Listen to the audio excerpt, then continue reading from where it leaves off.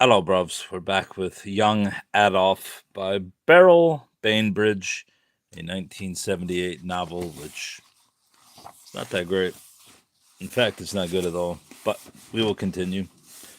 Chapter 13,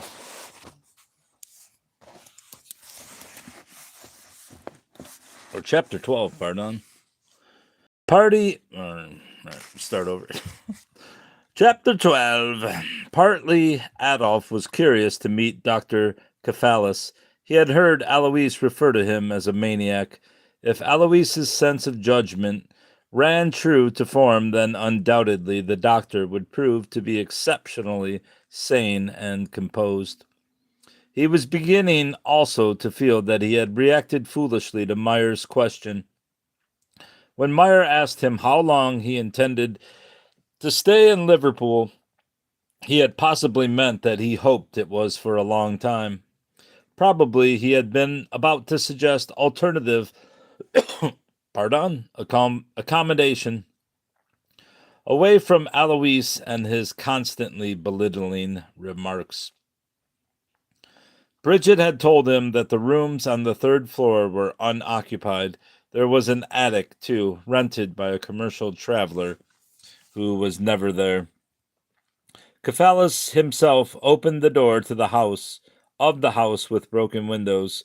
He was holding to his lips a cigarette plunged in a long ivory tube and blowing smoke rings. His eyes were so large and discolored, like those of an old sick horse left out in a field, that Adolf was startled. He took a step backwards and was nudged forward again by Meyer. Between leaving the hall and entering the back room, Meyer aged 20 years. He became unctuous and sentimental and began rubbing his hands together as if he were cold. At last he pronounced, "My two friends are facing one another." It wasn't strictly true. Cephalus was 6 foot tall and looking down on Adolf, who shrank both from the gaze of those rainbow-tinted eyes and from the overpowering smell of perspiration and tobacco that pervaded the doctor's clothing. Sit down, commanded Cephalus, pushing Adolf toward a solitary chair beside a little round table at the window. Apart from a bookcase and an upturned crate near the hearth, the room was bare of furniture. Above the fireplace, festooned with cobwebs, jutted the head of an antelope with spiraled horns. Great, let's have a coughing fit now. "So are you the artist?" said Cephalus, towering over Adolf in his rickety chair. "No," he said, "I am no longer an artist." "Then you are a student, perhaps." The doctor spoke German fluently, but with a strange, harsh accent. "Yes," said Adolf reluctantly. "A student of what, may I ask?" At the moment, Adolf said stiffly, "I have not decided." "An undecided student," cried Cephalus boisterously, and he clapped Adolf so heartily on the shoulder that he was in danger of falling off his chair. Having discomfited him by such questions, the doctor proceeded to ignore him. There being nothing to sit on, he and Meyer began to pace the floor, talking volubly, the one still rubbing his hands gleefully together, the other gesturing wildly and lighting one cigarette after another. "What do you got, bruv?" Cephalus was wearing a gray shirt and a black silk tie under a crumpled jacket. As he moved, quantities of ash spilled from under him. Now and then he leaned against the wall in real or mock despair and covered his alarming face with the crook of his arm. His hands, Adolf noticed, were those of a laborer, thick and swollen, with nails so deformed and shortened that it seemed he must at one time have trapped his fingers in a door. The two men were talking about some incident of violence that had taken place 2 days previously. The shame of it, cried Cephalus at one point. The shame of it. Next time, Meyer said, we will be better prepared. Cephalus then launched into a description of the injuries received by certain persons. The fellow who was heckling us earlier in the evening, he said, the one with the squint, had a broken jaw and contusions to the left side of his face. I put 12 stitches into Michael Murphy's scalp. The Connolly woman has internal bleeding from a boot in her belly. She's in the infirmary now. That child in McGuire Street had his foot crushed, but it was an accident. And Constable Rafferty? Asked Meyer. Dad, said Cephalus. I thought you were told. He broke his neck when they shoved him off the roof. What in God's name, fretted Adolf, did Meyer see in the dreadful doctor, standing there rolling his baleful stallion eyes and waving his arms like a madman as he spat from beneath those nicotine-stained mustaches? I wonder why they say mustaches. How many fucking mustaches does he have? Nicotine-stained mustaches, the most revolting details of his trade. Cephalus, he understood, was attached to the local police division and attended only those cases that came under their auspices. If there was a fire involving loss of life at a warehouse or a fatality on the docks, an explosion in the engine room, a suicide or some poor brute mangled in the machinery of the sawmills, they sent for him. But by the sound of it, he was more undertaker than healer. Adolf would have been morbidly interested in the conversation but for the fact that he was excluded from it. Just then the doctor, who was in the middle of a particularly lurid account of a scalded stoker whose skin had peeled away from his body in layers like an overripe onion, turned to him and said, I believe there is a difficulty concerning your papers. They are made out in the wrong name. We will have to find you new ones. Hello, Bobs. He was on the brink. Oh, wait. Before Adolf could confirm or deny that he had any such problem, he was asked if he would take a glass of wine. He was on the point of accepting when Meyer said, he doesn't drink, but like you, he has a sweet tooth. One of your sugary cakes would be most appreciated. Oh, man. Excellent, cried Cephalus, and he bounded from the room, trailing smoke. A remarkable man, burst out Meyer, isn't he? Very, said Adolf. Do not, warned Meyer. Talk to him of racial struggles or contaminated blood. He is not as tolerant as I am, nor as small. He has a fist like a sledgehammer. Adolf made no reply. On one occasion, when living at the Mannerheim, he had become involved in a political discussion with two transport workers. They were sitting in the cellar kitchen, having just finished their evening meal, and he was preparing his at the stove. During the ensuing argument, left versus right, Darwinism, the unification of Germany, it emerged that his two opponents belonged to a labor organization formed by the Social Democrats. He had promptly called them lunatics. Rising united from the table, they flung his fried egg into the banked-up snow outside the window and thumped him mercilessly. He was left lying on the greasy floor with his lips split and his nose bleeding. He had still managed, through a bubble of blood, to repeat that they were lunatics. Did Meyer imagine he couldn't take care of himself? Why would you waste a good fried egg? He stared impassively out of the window at a yard only slightly less dingy than the room he was occupying. He began to wonder if perhaps Meyer wasn't deeply frivolous. How else could he tolerate such totally unrewarding characters as Mary O'Leary and Alois and the unspeakable Dr. Cephalus? Every evening he met Alois and had a drink with him, including those nights they were both employed in the same hotel.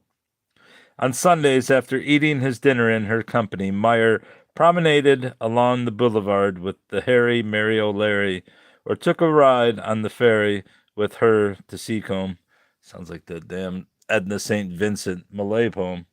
We were very merry. We were very tired. Sorry. He didn't seem to notice her tatty bonnet or those men's boots she wore under her torn and wretched petticoats.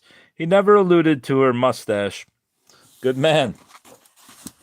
And now it was painfully obvious that Meyer actually preferred to talk of first-degree burns or the effect on a human body of a ton of grain dropped from a height rather than ponder the more subtle impression made by art and philosophy and music. He, too, was a lunatic. Cephalus returned and set down on the table a chip plate on which wobbled 3 custard tarts.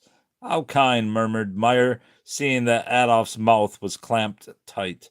The doctor went to the bookcase and took from the top shelf a half-empty bottle and 2 glasses. My mother, said Adolf, died of cancer. She was treated with iodoform. Iodoform. How do you say that? Iodoform? Iodoform? At the end, she couldn't swallow. Iodoform, Cephalus told him, has fallen into disrepute. At the time, it was one of the wonders of medicine. Unfortunately, it had such side effects, as you mentioned. Adolf was scandalized at this casual admission of malpractice. He was more than ever convinced that physicians were an ignorant aristocracy kept afloat by witchcraft and the pathetic need of relations to witness miracles. She thought it was helping her, he said, accusingly. Well, then, reasoned Cephalus, it probably did. I well remember attending a man on the deck of a ship who had been eating a hunk of bread when a hawser snapped. It sliced through him like a wire through cheese. He was severed practically in half. With his dying breath, he asked me to give him something to make him better. In the circumstances, a pellet of bread was as good as anything else. He expired 30 seconds later with a look of unutterable relief in his eyes. Eat your cake. Adolf stared at the creamy surface of the custard tart dusted with cinnamon and saw the speckled skin of his mother's constricted throat. He feared he was going to be sick. Death is everywhere, said Cephalus. We are essentially fragile. We don't have to wait for the sword or some other equally sensational weapon to strike us down. One may go just as easily with the measles or diphtheria, meningitis, colic, influenza, or mere hunger. There are so many ways of dying, it's astonishing any of us choose old age. May I open the window? Interrupted Adolf. He was told it was impossible, the sash cords having long since rotted away. None of us, continued the doctor, loping about the room in his dusty boots, fully appreciate how easily we can be snuffed out. In my work, I see such things that would make us live each day as though it were the last. True, true, agreed Meyer cheerfully. He raised his glass and drank. Imagine, proposed the doctor, fixing Adolf with his terrible eyes, a young girl from Scotland and a big buck. I won't read it because I don't want to get a strike from the Cameroons. He approached the table and locked his stubby thumbs together an inch from Adolf's face. It's a dark night, and she's teetering along a little the worse for drink beneath the arches of the overhead railway.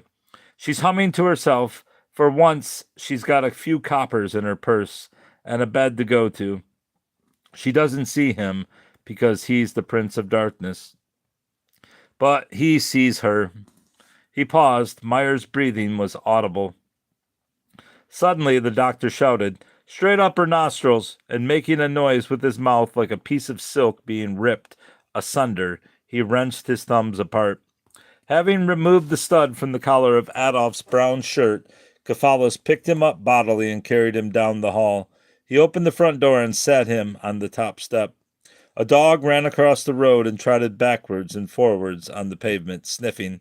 You don't breathe properly, Cephalus said, and he forced Adolf's head down between his knees and held it there with one finger while he blew a cloud of smoke at the dog.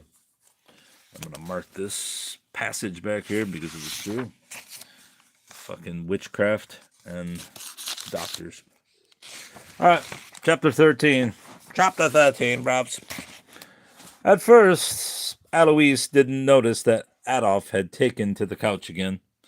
He thought that he was sleeping late and retiring early. He discovered the truth when he returned in the middle of the day to collect some samples he needed.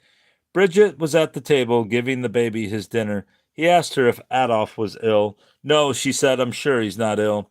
Is he eating? Like a horse, she said. It was only because she cooked him food all the time. Actually, she felt Adolf would be quite happy subsisting on a diet of jam buddies. How long has he been like this? 3 days, she replied truthfully. She understood his point of view. It wasn't fair, Adolf lying in state, living off the fat of the land, so to speak, while Alois spent his waking hours wearing out his shoe leather in an attempt to better himself. Gripping the sleeper roughly by the shoulder, Alois rolled him off the couch and onto the floor.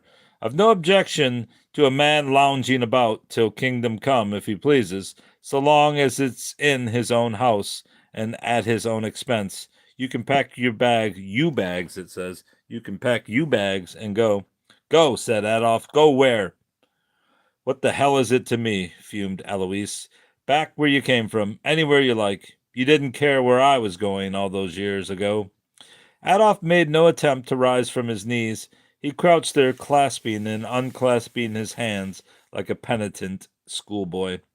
In the time between dreams and hitting the floor, his face had lost its look of stupor and acquired a haunted expression. You're welcome to the blankets, cried Alois, picking them off the carpet and throwing them at him. He strode to the hearth and seized hold of the length of bent piping, and you can take this bloody work of art with you. He hurled the metal with all his strength towards the couch. It skimmed the air a fraction above Adolf's head and struck the wall.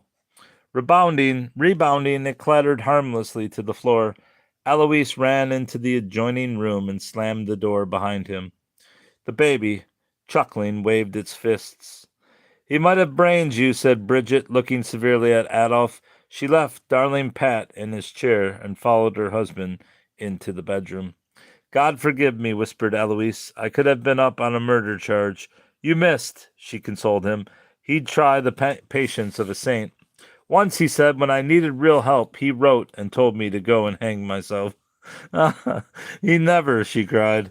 You shouldn't give him house room. It was signed in my stepmother's name, he said, but it was in his handwriting. She couldn't think how to comfort him. They had grown so far apart, she was ashamed of herself for feeling a little glow of pleasure at his misery.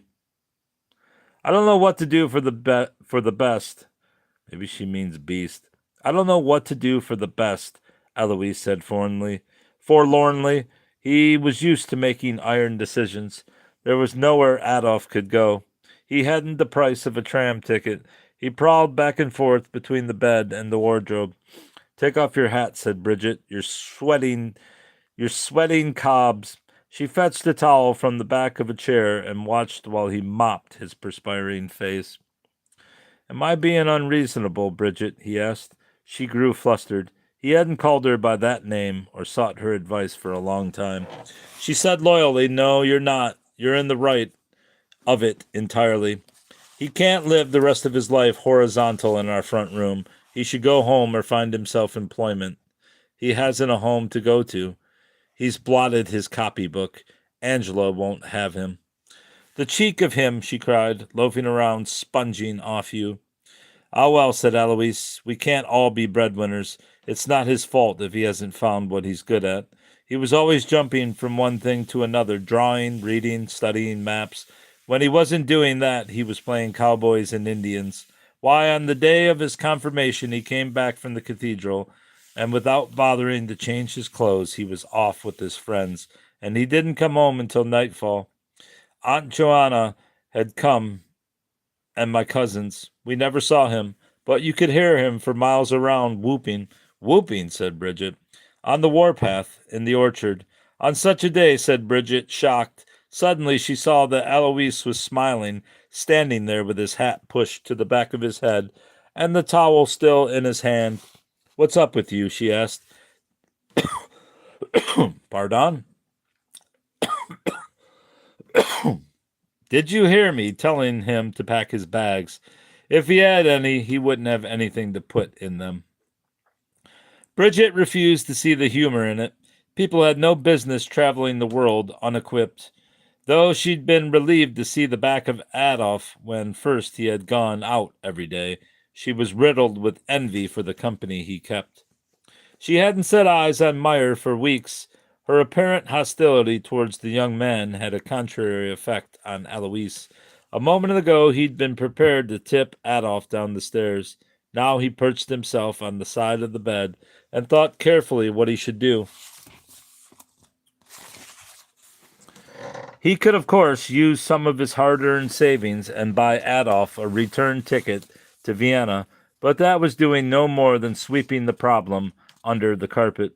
Adolf had already squandered a fortune.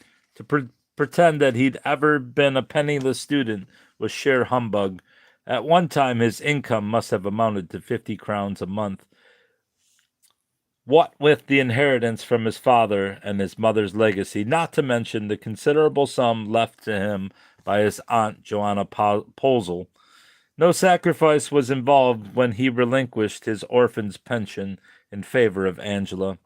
God knows where the money had gone. He wasn't a drinking man or a gambler, nor did he seem to bother with women. By the cut of him, he certainly hadn't spent any of it on clothes. Definitely, Adolf needed guidance. It shouldn't prove too difficult to handle him. Though prone to tantrums, he was easily intimidated. He was also lazy, self-opinionated, and unlikely to win prizes for his sense of humor. Only the other week, while eating a hearty supper, he announced he'd starve in the gutter rather than join in the stampede for wealth and power. No doubt about it, washing a few dishes would do him the world of good. He stood, his mind made up, and told Bridget, I shall try to get him a position at the Adelphi. It's nearly Christmas, and with the banquets and parties, they'll need extra labor in the kitchens. Sweet Jesus, exclaimed Bridget, appalled. You'll lose your place for recommending the likes of him. Nonsense, he said. Stay here while I have a private word. Adolf was sitting dejectedly on the couch, clutching his blankets. He and darling Pat were eyeing one another unhappily across the carpet, each convinced that they had been left alone forever. Eloise sat too. It's not good for a young man to do nothing, he began. The mind goes dull. A man needs to work.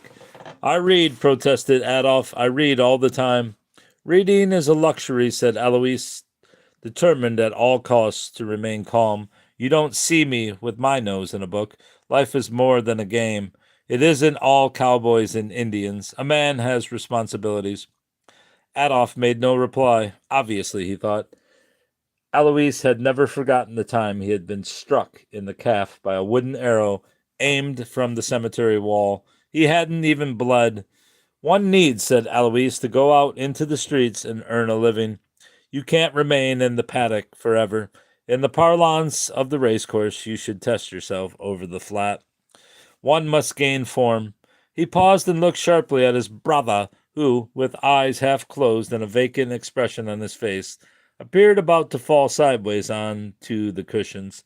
You seem to require an inordinate amount of sleep, he remarked, as mildly as he was able. In my opinion, it's due to lack of fresh air and stimulation, but perhaps there's a medical explanation. Possibly we should let Dr. Cavalis examine you. That man, said Adolf, roused. He'd be better employed in a butcher's shop. There, I sympathize with you, agreed Eloise. It's difficult to think of the exact word to describe him. Disgusting springs readily to mind, said Adolf. He was now wide awake and prepared to discuss Dr. Cephalus at length. Eloise cut him short. If Meyer considered the doctor brilliant and dedicated, why, then, he must be, what Adolf thought was of little importance. I myself, he said righteously, have learnt to keep my own counsel. Things go on here that I don't approve of, but I neither interfere nor criticize. What things? Asked Adolf. I've my livelihood to think of, replied Eloise cryptically. Besides, it's not my house. Cephalus offered to supply me with certain documents, said Adolf. At this, Alois abruptly stood and held up his hand for silence. Say no more, he ordered. I refuse to be involved. It's none of my business. Someone insinuated. Am I on the right page? Let's make sure I am. Yes. At this, Alois abruptly stood and held up his hand for silence. Say no more, he ordered. I refuse to be involved. It's none of my business. Someone insinuated Adolf was involved in the first place. I never mentioned papers. He thought his brother ridiculous, standing there with one arm raised, as though halting the traffic. His face turned to the baby, who, bored and fretful, was uttering querulous little cries like a hen scratching in a yard. Now look here, shouted Alois, adopting a bullying tone. There's something we must resolve here, and now. I simply can't go on supporting you. It's not as if you're crippled or have a weak heart. We haven't met in 15 years. Why should I put food in your mouth? Why indeed, murmured Adolf sarcastically. The way Alois expressed it, he might have been a fledgling in a nest, beak constantly open for worms. He knew that he was in the wrong. He tried to assume an attitude of contrition, of self-abasement. Nothing happened. He continued to feel a contempt for his expensively clothed brother.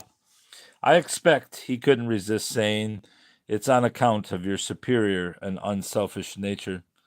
Alois, infuriated, was on the point of frog-marching him down the stairs and booting him out of the door when he suddenly noticed the section of twisted metal upended against the skirting board. Sobered, he made one last effort, taking care to avoid darling Pat's sticky and outstretched hands. He began to walk around and round the table. I'll make myself plain, he announced firmly. You can't stay here any longer, not unless you're willing to work. That's my final word.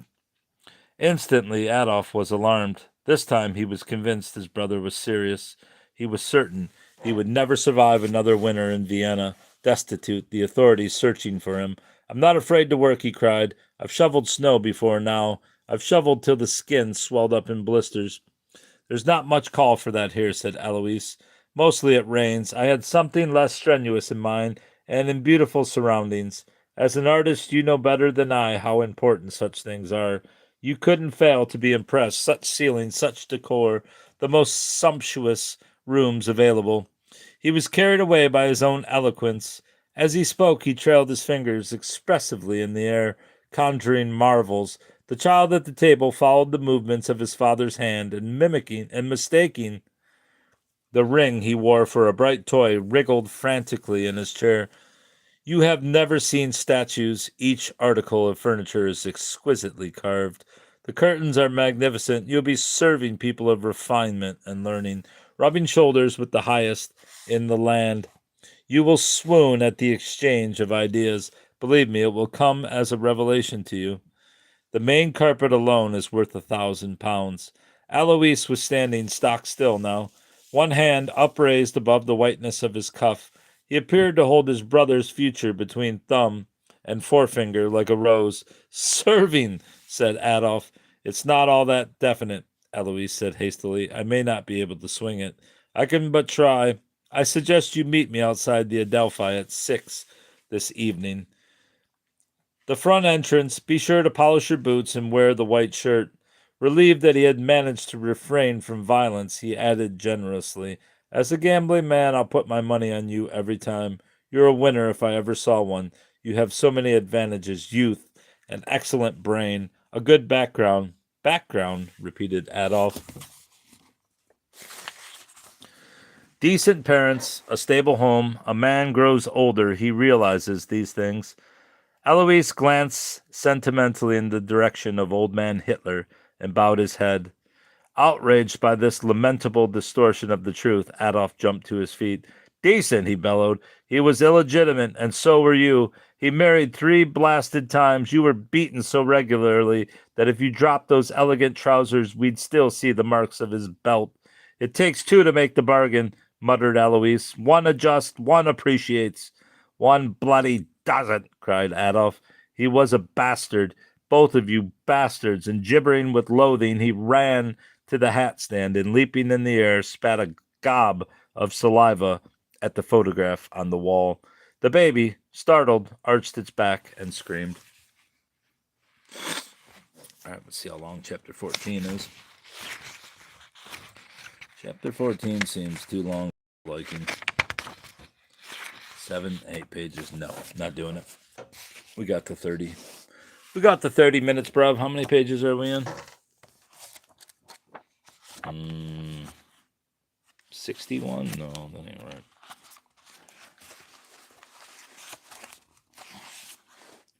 70 pages in on a 161-page book. All right, Bobs. That's all. Goodbye.